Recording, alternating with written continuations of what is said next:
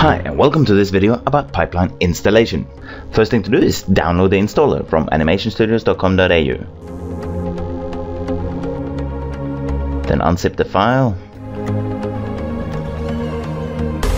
and you'll have these files. Then to start the step-by-step installation wizard, drag and drop the install mel file into Maya. First step is checking if your P and S drives are available, that you don't have any hard drives mapped to these drive letters. Later, Pipeline will add these drive letters, the P drive for the tools, the S drive for the projects. Next, choose a directory where you want all the files to sit, and it copies the files. Next, the installer creates the P and the S drive letters, which essentially are pointing to the path where you install the files. Before we go to the next step, let's open Windows Explorer and have a look at the P and the S drive that is now appeared under my computer. There's the P drive, there's the S drive. Do keep in mind, these are virtual drives, not physical hard drives. They just provide us with a simple shortcut to accessing the files in the installation directory. On the P, we'll see the tools, on the S, we'll see the sample projects. To see the real location of these files, go back where you installed the files. In my case, that was under the C drive under virtual drives. Here's the P drive, here's the S drive. If I go in this folder called P, I'll see the same content that we see in the drive letter P. Same for the S drive, there's a folder for S, which is mapped to the drive letter S. The next step, the installer is going to add the Maya script path system environment variable. This makes it easier for Maya to pick up shared tools. Next, we're going to run the user setup file that has been generated on the P drive. If we want to see the physical location of this file, we open Windows Explorer, we'll go to P, Tools, Maya, Scripts. There's the actual file. Click Execute here to run this file. Now what the next step starts by saying is to have a look at the Studio menu.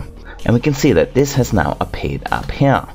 The Studio menu have two submenus for choosing project and choosing which shelves you want in your Maya. Let's make sure we choose the sample project. And we'll go ahead and turn on the animation shelf.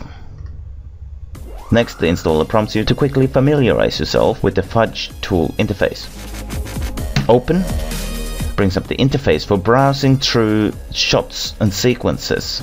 And you should by now already have the example project that has a single shot that can be opened. Important to remember with this and some of the other tools is the little drop down arrow here that lets you switch between the production and the library. Production being where you can open scenes and shots. Library is where you can open character sets and props. Click on the icon to bring up a bigger icon. In this corner is the version information. In this case, version 1 is the latest and version 1 is published.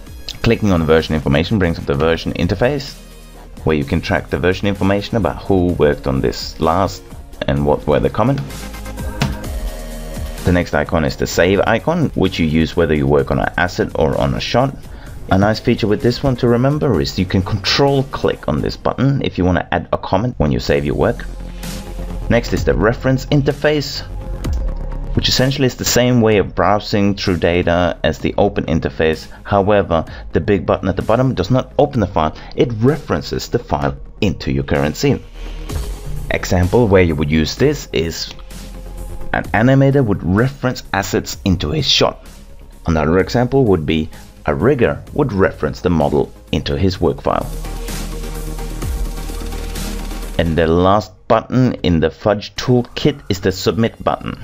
When you submit a file, you're also generating an MB version of your file, which is the version of the file the next department will use. So if you're a modeler, you just want to save your work, use this button. If you're a modeler and you want to pass on your work to the rigging department, you use the submit button. If you're an animator, you use the save button just to save your scene, and the submit button when you're ready to pass on the file to review. Same as the save button, you can hold down Control key when clicking this if you want to add a comment. The remaining tools are animation specific tools, which we'll go through in another video. We'll click execute just to go to the next step. And this button opens the Pipeline browser tool.